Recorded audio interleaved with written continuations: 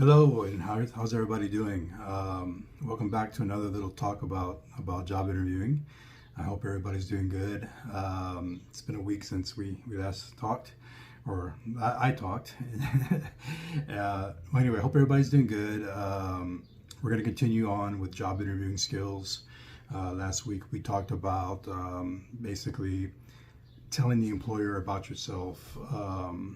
And some of y'all did a really good job on some of the answers y'all gave me of how you would kind of help the interviewer understand who you are and how you can help them. So good job on that. This week we're going to talk about two different things in the video. That number 2 and number 3 were basically why should we hire you, and what is your greatest strength? So number 2, what is the reason why we should hire you? Basically, is you're going to tell them what you can do for the company and what they are looking for. So in other words, you're going to tell them basically what it is that you possess that company could use for an employee. In other words, what is that person going to do to help them? So basically, you're just going to talk about the reason why they should hire you. Talk about your strengths. If you have any weaknesses, you can bring that up as well. Tell them that you're willing to learn. Talk about those things. Talk about what it's going to do to get you hired for that position. So why should we hire you? That's going to be one of our questions this week that I want you to kind of talk about and discuss in our discussion about how you're going to let that employee know the reason why they should hire you, which means you're going to talk about the things that you can do, the background you have. A lot of us have worked in groups in school where you've had to do projects. You can talk about that if you have no background work experience, talk about some of the things you do in school. Working as a team is a big part of any business. They want people that work together well with others because that's what makes the place run smoother, better harmony amongst the employees, everything like that. So working in groups, working together, working with other people is a big thing companies look for. So definitely highlight that, because a lot of y'all, if you're in a CTE class, you've worked in groups. Hey, you might even work groups in your other classes as well. So you can talk about your experiences on that, talk about what it is that you can do, okay? Here's 2 different examples of what people have said in interviews for this question. So I'm going to read out 2 examples that I wrote down. One of them might be a little long. One of them might be if you've had past work experience that you can talk about. And then the second one's going to be more about if you've never really worked in a job before that actually paid you. Okay, so this is something you can kind of use. Number 1 is you can just say, honestly, I possess all the skills and experience that you're looking for. I'm pretty confident that I am the best candidate for this job role. It's just not my background in the past projects, but also my people skills, which will be applicable in this position. So basically, you're just telling them, hey, look, I've done this before. I think I have the right skills for you. I'm showing you, I can show you, if you just give me that opportunity to come in and show you that I can be a great team leader, team player. I can really use my skills, my people skills, working with people, being able to communicate. Those are things that they really love to see in an interview. So that's a good example right there. The second example kind of talks about the fact that you're not going to be as experienced. You're going to be maybe just starting out in a job. So this is something you could say. As I have just started my career, I don't have practical achievements, but I really want to practically explore and experience my potential by delivering the best service to the company. It will be my honor to work with you and this organization. So you're basically just telling them, hey, look, I can do this job. I can show you that I'm the best person that you could think about hiring for this position. Okay, and those are good words. And once again, in an interview, you want to, before you go to an interview, you want to practice. Okay, write down some things, stand in front of a mirror, or if you have somebody you can talk to about this, person to person, that might even make you feel more comfortable in the interview. Okay, so these are some questions that will be asked, and these are just some examples that you could use to help with that. Okay, so here are some other examples that you could talk about, about how you are and how you basically are going to be the best fit for that company. Okay, here's some examples right here. Long-term potential. In other words, you're there for the long haul. You're not just there to work a couple of months and quit or move on. You're showing them that you want to be there. You want to be a long-time employee. You're not just looking for something temporarily. You want to help. You want to be part of them. Okay, so show that. Okay, so long-term potential. Ability to work well with others, and like I said, if you worked in teams before with your projects at school, you already have this ability already. You already know how to work with others. Now, whether it was well or not, that's completely up to you. But you want to point that out, that you can work well with people. And in a work situation, it's different. Okay, you're not there to always make friends. You might not be friends with these people, but you have to be able to work with them. So that's a key thing right there. You have to be able to work with them. Okay. And sometimes you do develop friendships out of that, and that's fine. That's okay. But sometimes that person and you just might not be at a friend level, but you have to be able to work with each other. And that goes vice versa with the other person as well. You can talk about relevant work experience. So if you do have experience, talk about it. Maybe you've done other jobs on the side where maybe you were just helping somebody out. You can talk about that experience. Okay. And one big key one that I think is very big is being a creative problem solver. Using those skills to solve problems, not just like a problem that happens and you take a long time. No, you're a quick problem solver. So let's say a customer walks in and they have a problem with something. You're going to solve that problem for that customer so that they leave happy and satisfied. So they want to see that. Talk about that. Talk about how you would do that if a customer walked in. Let's say you're working at a restaurant. A customer comes in. They say they called in an order, and their order was supposed to be ready by this time, and it's not, and you can't seem to find the order.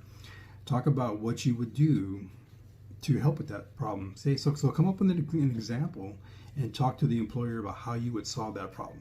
They love to hear stuff like that because they know that you're already thinking about those things. That's good. Okay.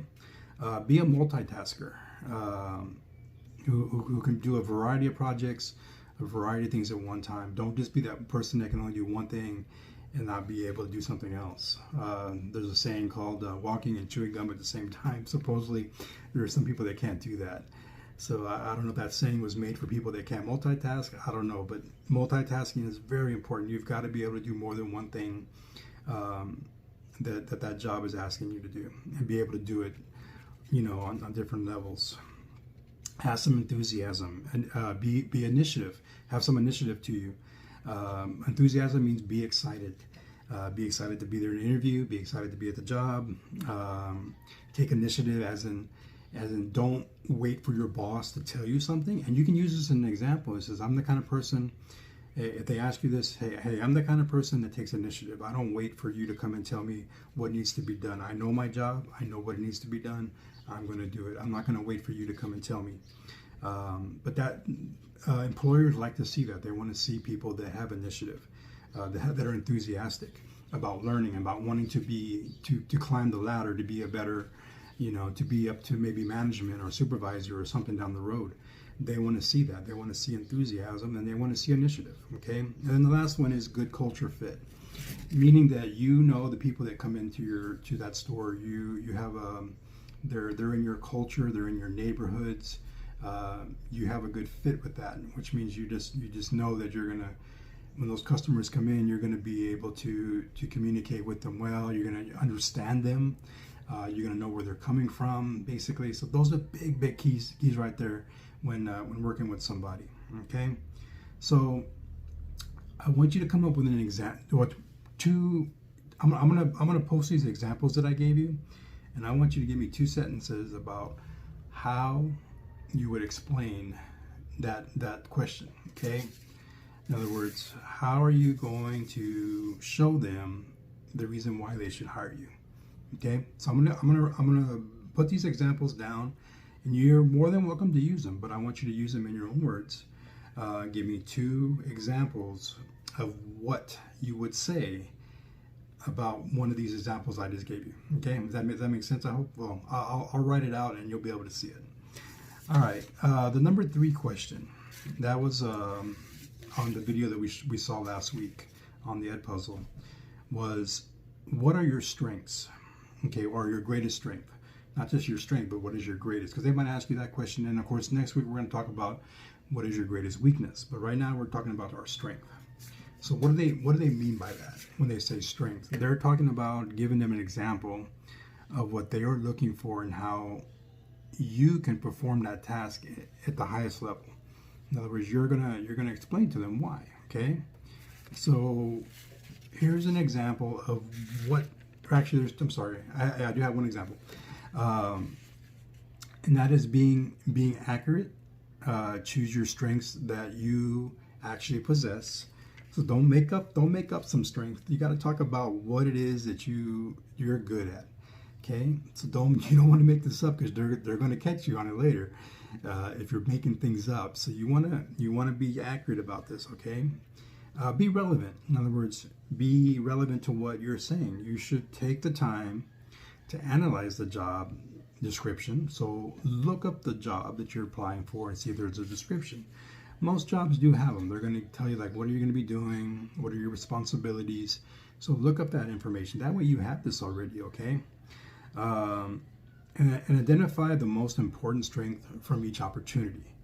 Okay, so that would be the being relevant, okay? Number 3 is being specific. Choose specific strengths. So you don't want to go all over the board and just start talking about whatever. No, pick a couple of strengths that are good for you, and then be specific on those. Okay. Don't be too humble. There's nothing wrong with tooting your own horn and talking about what you're good at. Okay. Remember, these are your strengths. These are what you are proud of. So talk about that. Don't be like, oh, don't be shy about it. Be humble about it, but don't be too humble. Get out there and talk about yourself. Be enthusiastic. Remember we talked about that? Okay. And then be prepared to demonstrate, because they might ask, hey, well, we want to see this part of you that you're talking about, the strength. Okay, and by demonstration, it could be an example. I've heard about some jobs where they actually have you do something. Let's say it's in a restaurant and they want to see how you would talk to a customer. There you go. That's your chance to demonstrate it. So once again, practice these things out loud before you go. You don't want to get there and just be like, what do I say now? No. These are reasons why we're going over this, so that you're more prepared, getting yourself prepared for these interviews. Okay, 'cause I know some of y'all can be a little shy or maybe a little quiet. So if you're a quiet person, you want to get out there and talk. Trust me, I was that way in high school. I was very quiet, very to myself, didn't talk a whole lot. And as I got older, I had to learn to be more outgoing, more talkative, more getting my people skills better. You know, because I worked in the restaurant industry back in the early '90s through the mid '90s. So trust me, you had to, working in a restaurant, you have to be a person that's not afraid to talk to customers, problem solve. If there's a problem with something that they ordered or whatever, you have to be, you know, on your toes and something like that. So I wrote down a few other examples that I'm going to put down in my information for that, for your discussion. So the number 3 question about talking about your strength. Here are some examples that you can use, and I'm going to need two examples from these phrases, and you can use 2 of them and make them into your own words. And number 1 is going to be enthusiasm, okay, which is from the other example as well. Trustworthiness. In other words, an employer wants to know they can trust you, especially if there's money involved. If you're working at a cashier stand and you're in charge of money, trustworthiness is a big thing. And also, when we talked about being having initiative, that trustworthiness can also be the fact that they don't have to be checking on you every time, that you're doing your job. They know you're doing your job, so that they trust you. And I can give you an example of myself. When I worked at Home Depot, I had a job that they pretty much let me do my own thing because they knew they could trust me. So I was a representative for the electrical lighting and fans. They never came to check on me because they knew I was doing my job. They knew I knew my task, what I had to get done. They knew I was taking care of my customers. So those are things that are part of trustworthiness. Now, of course, the big thing is cash, especially when you're having to handle cash. Being creative, that's number 3 on that one. So be creative about things. Don't just go with the norm or just follow that straight line. Sometimes you have to use a little creativity. Discipline is important. Discipline has to do with showing up to work on time, being dressed in the right appropriate clothing, doing that job. Once you clock in or sign in, whatever it might be, that you're going straight to that job and doing it to the time you leave. You're not taking excessive breaks. You're not that discipline is you being that perfect employee that does everything that needs to be done. Okay. Being patient. Teachers, I talk about teachers and patience because we have to be extremely patient with y'all sometimes, but that goes anywhere in the workforce. Patience is a big thing, especially with customers that come in irate, or they're just not very nice to you when they walk in. They might not be mad because of any service you provided, but they're just mad in general. But patience is a big thing. Respectfulness, respecting the employer, respecting the company you work for, respecting your fellow employees, and then respecting the customers that come in that you service. That's also a big thing.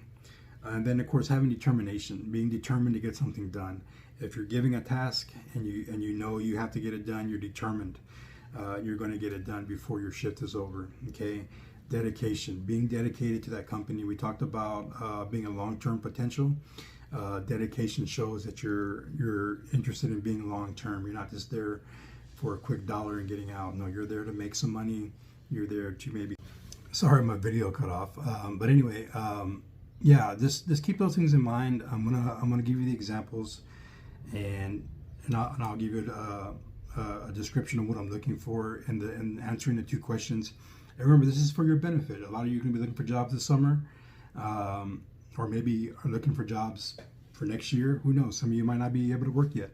But if you're looking for a job, these questions are key. These are things that will help you hopefully get that job. Okay, and we're going to go over some other interview questions next week. I'm trying my best to keep it short. I don't want to overdo it, but this video is recorded, so you can continue. You can go back and watch it if you need to. That way, you can get an idea of what I'm talking about. You can also Google some of these things. Also, a lot of these things here, you'll find them in Google. For other examples that you can use in the interview questions. And just keep in mind that with a lot of people out of work right now, the jobs are going to be a little harder to get. So the person who interviews the best is the one that's probably going to end up getting that job. The one who really goes in there and shows that they're that right fit, that right person for that position. Okay, so keep that in mind. Once again, it's been my honor talking to you guys. I know you guys are getting excited about the school year coming to an end. I know we're still not sure about what's going to happen next year, but those things will come, and everybody's doing good. And I appreciate everybody who's been doing their assignments and keeping up with their work. I really hope that you guys are doing well, and we'll be talking next week. All right, have a good one. Bye-bye.